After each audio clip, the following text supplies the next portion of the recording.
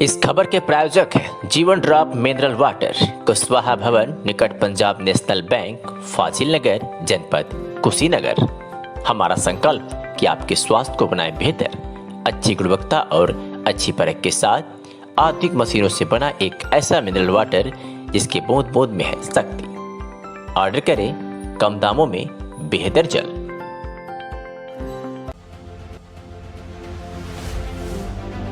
मैनपुरी में मंत्रालय के तत्वावधान में आज़ादी के 74 साल बीत जाने के बाद इस वर्ष 75वीं वर्षगांठ अमृत महोत्सव के रूप में मनाई गई, जिसके चलते देश के सीआरपीएफ के जवानों ने चारों दिशाओं में अलग अलग प्लाटून के साथ कंपनी कमांडर के नेतृत्व में साइकिल रैली का आयोजन किया गया। इस रैली का शुभारंभ आसाम से किया गया, जो 2 अक्टूबर को राजघाट नई दिल्ली साइकिल रैली का समापन होगा। आज दोपहर के समय मैनपुरी में भी NH 91 हाईवे पर सीआरपीएफ के जवानों ने रैली निकालकर लोगों को देश के प्रति शहीदों को सच्ची श्रद्धांजलि के साथ साथ देशभक्त के प्रति जागरूक किया। तो वही रैली में शामिल जवानों का थाना बिछवा में तैनात थानाध्यक्ष ब्रजेश कुमार त्यागी ने उनका माल्यार्पण कर स्वागत किया। तो वही उपस्थित समाजसेवी नागरिकों ने भी जवानों का स्वागत किया।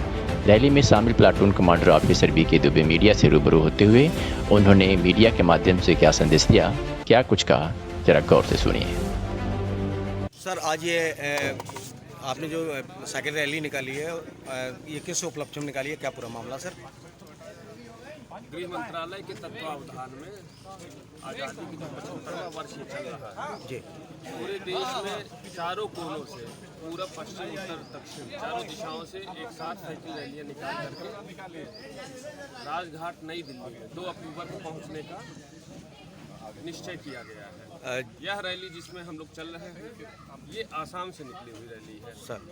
आसाम से प्रयागराज तक यह रैली आई और प्रयागराज में बैटन एक्सचेंज हुआ। मतलब और प्रयागराज से यह जो बटालियन है हमारी 101 RF, जिसको रैपिड एक्शन फोर्स बोलते हैं, यह लेकर के दिल्ली तक जा रही है। हमारे जवान प्रतिदिन साइकिल लगभग 70-80 किलोमीटर चलाते हैं, रात में रुकते हैं, फिर अगले दिन निकल जाते हैं और 2 अक्टूबर को ये दिल्ली पहुंचते हैं। इस रैली का उद्देश्य है आज़ादी के जो संघर्ष के दिन थे, उनमें जिन जिन जगहों से आज़ादी की बयार उठी थी, स्वतंत्रता का संघर्ष हुआ था, जो हस्तियाँ स्वतंत्रता संघर्ष में एक्टिव रही हैं, सक्रिय रही हैं, उन सब के यादगार स्थलों को छूते हुए हम निकले।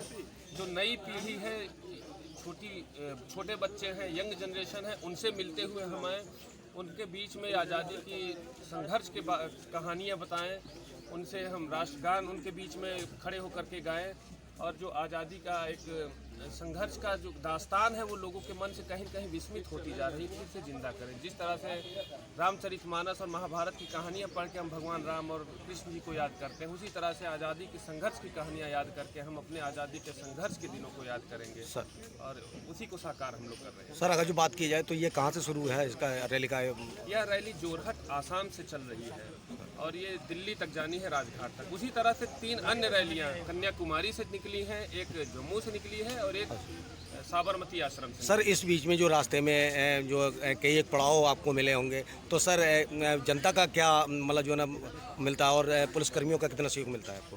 हमको जनता का जो सहयोग दिख रहा है और जो उनका स्वागत का स्तर दिख रहा है, उससे हमारा रोम रोम पुलकित हो गया है।